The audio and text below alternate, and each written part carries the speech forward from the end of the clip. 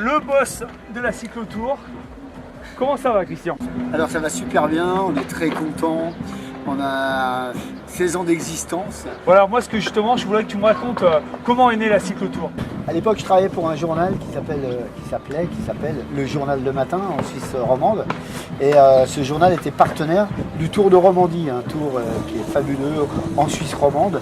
Et début des années 2000, les organisateurs ont changé, la manifestation a été rachetée et le nouvel organisateur ne souhaitait pas s'investir dans une cyclosportive. Enfin, les gens demandaient, voilà, on est partenaire d'une course pro, et on ne s'adresse pas directement à nos vrais lecteurs. Alors on s'est dit, tiens, on va mettre en place une cyclosportive. Donc moi j'ai été chargé de mettre en place cette cyclosportive. Cette cyclosportive a une particularité. Pour le grand parcours, on fait le tour du lac. Clément, c'est d'abord le plus grand lac d'Europe qui est partagé entre deux pays, la France et la Suisse. La particularité, c'est qu'en fait, on traverse 3 cantons. Et en Suisse, les cantons, les régions sont très marquées. On a la ville de Genève qui est très urbaine. On a le canton de Vaud qui est un petit peu plus, je dirais, populaire avec ses vignes. Et puis on a le Valais qui est un canton montagnard. Donc trois régions dans un seul pays. Alors il y a des spots incontournables. D'abord le château du Chic. Ensuite on a le château de Chillon qui a la particularité d'avoir été construit par les Savoyards. Le château de Ripaille qui est à Thonon-les-Bains, c'est aussi un célèbre château.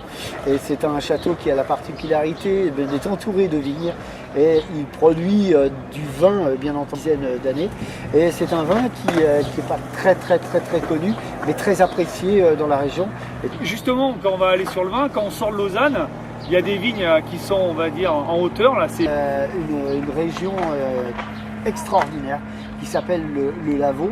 Le Lavaux, c'est une succession de petites terrasses dans un endroit qui est très pentu. Ça plonge directement dans le lac Léman. C'est des terrasses qui sont superbement ensoleillées. Classées à l'UNESCO. Et qui sont classées au patrimoine mondial de l'UNESCO depuis une dizaine d'années maintenant.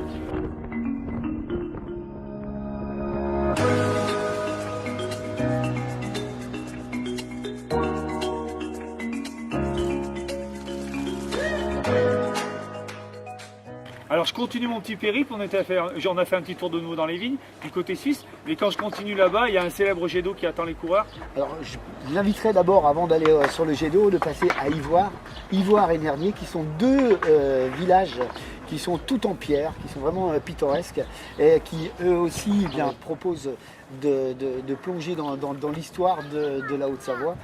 Genève, une ville très populaire, très urbaine, avec un célèbre jet d'eau qui fait aussi la renommée de ce bout du lac Léman. On revient sur ta manifestation, sur Cyclosport, on a parlé des bonnes adresses qu'il fallait absolument découvrir en venant à Lausanne, mais toi, ta compétition, ta manifestation a une particularité, c'est une rando aussi chronométrée, mais sans podium. On a dit voilà, on fait un tour du lac, c'est une randonnée, elle est chronométrée, donc il n'y a pas de podium à l'arrivée, mais chacun a le loisir de la consulter par ordre alphabétique après son temps sur le site officiel, et puis chacun, à l'arrivée de la course, reçoit un diplôme. Ce fameux diplôme. Un superbe diplôme sur lequel figure son nom, son prénom, son adresse, et puis bien entendu le temps qu'il a réalisé sur la distance qu'il avait choisie.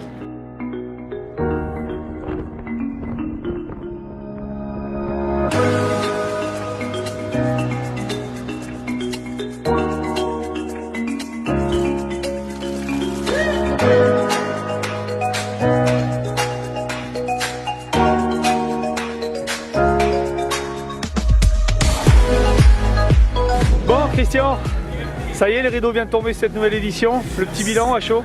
Une 16e édition sur laquelle on va tirer un rideau, bien entendu.